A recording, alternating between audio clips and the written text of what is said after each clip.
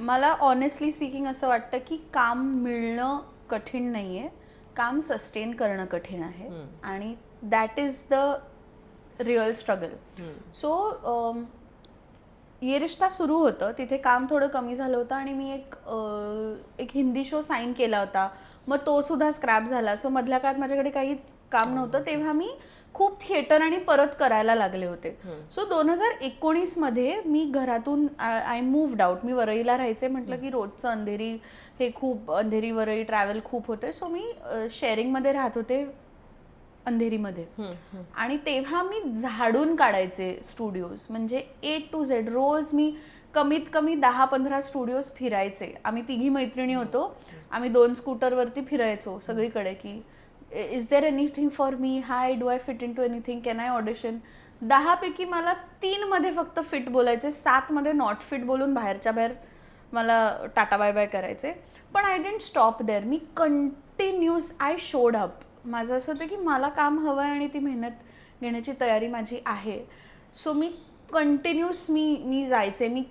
मी एका वेळी 3 एक्सपेरिमेंटल नाटकं करत होती.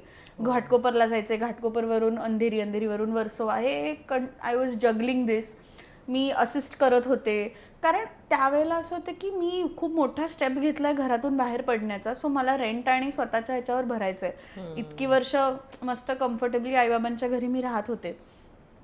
सो माझं असं होतं की माझ्यावरती फायनान्शियल थोडंसं बर्डन पण आलंय आणि प्लस मला काम सुद्धा हवंय. सो मी खूप म्हणतो ना धडपड जी होती की मी नाटक पण करायचे, मग मी असिस्ट पण करायचे, वर्कशॉप्स पण घ्यायचे, तिथे स्टुडंट प्रोडक्शन्स बसवायला जायचे, ऑडिशन राहायचे, असं हे सगळं करत करत.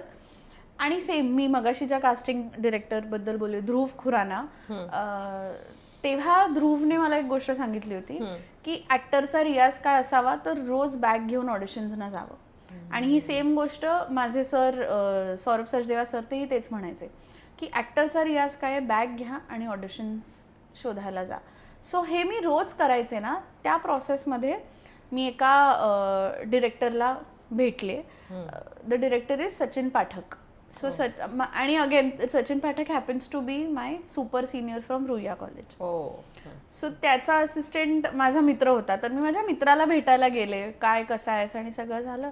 तेवढ्यात सचिन आला. तर तो म्हणाला, अगं तू हिंदी सिरियल कर. मी त्याला म्हणाले की काही असेल तर प्लीज मला सांग. तर मला म्हणे की अगं तू हिंदी सिरियल करतेस ना. तसं झालं, नाही करत आहे मी सध्या, मी कामच शोधते. सो प्लीज टेल मी, काही असेल तर. तो म्हणाला हां ठीक आहे सांगतो. आणि कट्टू एक आय थिंक 15-20 दिवसातच मला फोन आला की मी स्ट्रॉबेरी प्रोडक्शन्समधून बोलते, मनवा नाईकचं प्रोडक्शन हाऊस आहे, तर असा शो टेलिव्हिजन करण्यात इंटरेस्टेड असशील का, आणि असं सगळं चालू होतं. सो मी एकतर विचार करत होते की मराठीत मी कोणालाच ओळखत नाही मराठी इंडस्ट्रीमध्ये, आणि मला कसा काय फोन आला. बट आय सेड हां of course yes. And then I understood की मी हे जे राऊंड्स करायचे तेव्हा सचिनने, सो मनवाताई सचिनला एका ठिकाणी भेटली होती. मग तिने सांगितलं की आम्ही खूप टाइमपासून कास्टिंग करतोय, आम्हाला अशी अशी मुलगी हवी आहे, ती मिळत नाहीये, तुझ्या ओळखीत कोणी असेल तर सांग. मग त्याला आठवले की अरे ही आपल्या त्या दिवशी ऑफिसला येऊन गेली होती. मग त्याने माझा नंबर घेतला. So the whole point about telling all of this हाच आहे की आपण जी मेहनत करतो ती कशी, कुठे, कुठपर्यंत पोचेल आपल्याला नाही माहीत. सो अल्टिमेट गोल इज की मेहनत करत राहायचं. की मी जर विचार करत बसले ना की आज मी सचिनला भेटणार, मग तो त्याच्या वेबसिरीजमध्ये मला काम देईल, मग मी, ते नाही घडणार आहे. मला एक खूप छान गोष्ट सांगितली होती की आपण युनिव्हर्सला फक्त सांगायचं की आपल्याला काय हवंय, ते कसं आणून द्यायचं ते नाही शिकवायचं त्याला. आणि ती चूक मी बऱ्याचदा करायचे की मी म्हणायचे की मला ना, आता अगेन फॉर एक्झाम्पल, मला ना ह्या महिन्यापर्यंत किंवा मला दर महिन्याला कमीत कमी 1 लाख रुपये कमवायचे आहेत. मग ना मी एक 2-4 काय म्हणतो सोशल मीडिया कोलॅबरेशन्स घेईन, मग त्याच्यातून मला एवढे एवढे मिळतील. मग मी एखादी ॲड केली ना तर मला एवढं मिळेल. मग मी ना एखादं वर्कशॉप घेते, मग मला हे कॅल्क्युलेशन मी का सांगू युनिव्हर्सला. त्याला त्याचं काम करता येतं. मला फक्त त्याला सांगायचं की बाबा मला महिन्याच्या अखेरीस इतके पैसे हवेत, ते मला चांगल्या मार्गाने येऊ दे आणि keep me in that state of mind की I will be able to receive it also. So I think that is the real struggle that had been, की कॉन्स्टंटली शोईंग अप आणि इतके रिजेक्शन्स मिळताना सुद्धा रोज सकाळी उठून की नाही बाबा मला करायचं. Not giving up is the real struggle. आपण खूप इझिली गिव्ह अप करतो. And touch wood Sundara came as a blessing to me. आणि त्या एंटायर प्रोसेसमध्ये मी फक्त ॲक्टर म्हणून नाही तर मी एक ह्युमन बिईंग म्हणून ग्रो झाले. मी थोडीशी हुशार झाले, मला थोडीशी अक्कल आली माणूस म्हणून. मला लोकांशी कसं डील करावं, इंडस्ट्री कशी फंक्शन होते. मी थोडीशी इम्पल्सिव्ह आहे. आता माझ्यात तो ठहरावसुद्धा आला आहे गेल्या 5 वर्षात कामाचा. सो आय थिंक मी तिथे खूप ग्रो झाले. आणि सेम थिंग की सुंदरा संपल्यानंतरचा माझ्यासाठी स्ट्रगल हाच होता की आता जे काम करेन दॅट हॅज टू बी त्या लेवलचं किंवा त्याच्यापेक्षा बेटर असलं पाहिजे. कारण आपल्याला पण प्रत्येकाला ॲज अ पर्सन आपण ग्रो करतो. आपण पण एक काही बेंचमार्क स्वतःसाठी ठेवतो. सो माझ्यासाठी स्ट्रगल हाच होता की चांगलं काम सातत्याने कसं करत राहावं. And of course finances. कारण कधी आपल्याला काम कधी येतं कधी नाही येत, it's a task. So I think माझ्यासाठी financial management was a little, म्हणजे ती गोष्ट आता मी जरा शिकले आहे. कशी करतेस तू? कारण ना मुलींचं होतं बरंच आपल्या डोक्यात हे असतं की मला हे सेव्ह करायचं आहे, हे याचं इथे सेव्ह करायचं हे आपलं असतं. पण बऱ्याचदा गोष्टी कधी कधी इमर्जन्सीमध्ये बिघडतात आणि मग कळत नाही आणि मग ते होत नाही. अक्षया कशा पद्धतीनं ते फायनान्शियल मॅनेजमेंट करते? माझ्याकडे एक माझी फायनान्शियल मॅनेजर आहे, माझी बहीण. मी ब्लाइंडली, म्हणजे मी कोणाकडेच आजपर्यंत एवढं डिस्कस करत नसेल, पण लिटरली त्या डॉट आपले जे पैसे येतात ना की इतके इतके रुपये आणि इतके इतके पैसे, तितक्या डीपली मी तिला माझे फिगर्स किंवा माझं काय मी सगळं तिला सांगते. कारण ऑनेस्टली स्पीकिंग मला फार आजही मला माहिती आहे की मला काय करायचं आहे, पण ते कसं करायचं हे माझी बहीण मला सांगते आणि मी तसं ब्लाइंडली फॉलो करते. कारण मला माहिती आहे की कोणी मला बेटर समजावू नाही शकत किंवा there is nobody who can think better for me than her.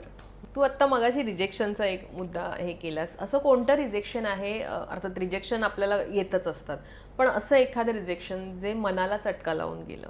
So me I think 2024 माझं नाटक पण कमी झालं होतं. आमचे प्रयोग आणि पण नाटकाचे सुद्धा फार कमी झाले. नाटक करत होतेस. प्रयोग पण नाटकाचे पण कमी झाले. आणि नंतर एका काय म्हणतो आठवड्याभरात मी बरेच ऑडिशन्स दिले आणि त्यात एक फीचर फिल्म होती. मराठी नाही, हिंदी फिल्म होती ती. आणि मी खूप एक्साइटेड होते ॲक्च्युली ते करण्यासाठी. बट आय न्यू की फार चांगलं नाही झालं. म्हणजे तेव्हा मी आय डोंट थिंक माझी ती स्टेट ऑफ माइंड पण तशी होती. माझी इच्छा खूप होती, पण कधी कधी आपल्याला माहिती असतं की जसं आता मी तस्करीचं ऑडिशन दिलं तेव्हा मी होते, आतून कॉन्फिडन्स होता की हे होणार आहे माझ्यासाठी. किंवा ग्रेटर कलेजचं दिलं तेव्हाही माहिती होतं की कदाचित हे होईल म्हणून. So I think it was a feature film, असं काही खूप मोठं प्रोजेक्ट नव्हतं. आणि त्यात ललित प्रभाकर होता. हिंदी, हा फीचर फिल्म आहे ती. आय डोंट थिंक अजून आली आहे. सो मी ऑडिशन आणि पण दिलं आणि चांगलं झालं होतं. बट मला आतून तो कॉन्फिडन्स नव्हता की मी तितकं चांगलं केलंय की मी सिलेक्ट होईन त्या प्रोजेक्टमध्ये. सो नंतर मी पाहिलं की ऑफकोर्स माझं झालं नाही त्यात. आणि मग मी हे सुद्धा पाहिलं की त्यांचे पोस्ट बघितले मी. सो बेसिकली मी जेव्हा ते पोस्ट बघितले तेव्हा कळलं की अरे यार त्यात ललित प्रभाकर होता, जरा अजून चांगलं द्यायला पाहिजे होतं ऑडिशन. बट सो तेव्हा मला जरा थोडंसं मला वाईट वाटलं तेव्हा. कारण ना ते कॅरेक्टर एकदम डिफरंट होतं.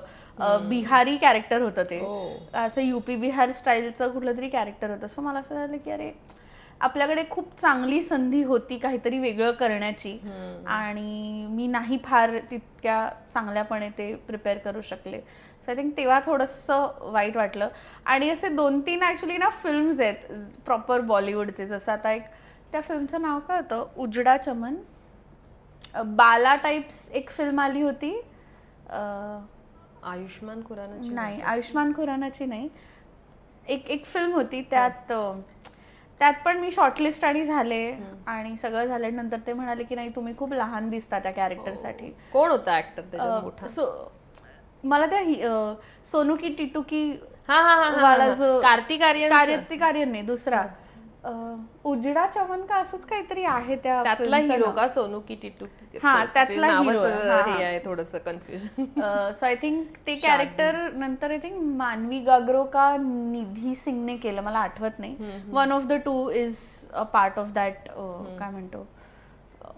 सो तेव्हा त्यांनी मला सांगितलं की तू लहान दिसतेस किंवा आता पण त्यानंतर असे 2-3 फिल्म्स आता मी गेल्या 2-3 वर्षांनी 2-3 फिल्म्ससाठी खूप चांगलं काय म्हणतो खूप छान ऑडिशन्स दिले आणि it did not happen for me and they are like A class Bollywood films आहेत. आता मी नाव नाही घेऊ शकत कारण ते अजून आले नाही आहेत. बट ऑफकोर्स मला खूप वाईट वाटलं because these are very unexpected projects आहेत हे की आपल्याला ह्या प्रोजेक्टसाठी कन्सिडर पण करतायत किंवा आपलं नाव अशा मोठ्या सर्कलमध्ये फिरतंय. हेच in itself is so मी अगेन ना I look at the brighter side की चल ठीक आहे ॲटलिस्ट मला विचारलं ना, मी शॉर्टलिस्ट तरी झाले ना, मी त्या शेवटच्या 3 किंवा शेवटच्या 2 पर्यंत तरी मी पोचले. यावेळी नाही झालं नेक्स्ट प्रोजेक्टला नक्की बोलवतील मला. हे तू समजवते हे मी स्वतःच बिकॉज नाहीतर मी खचून जाईन.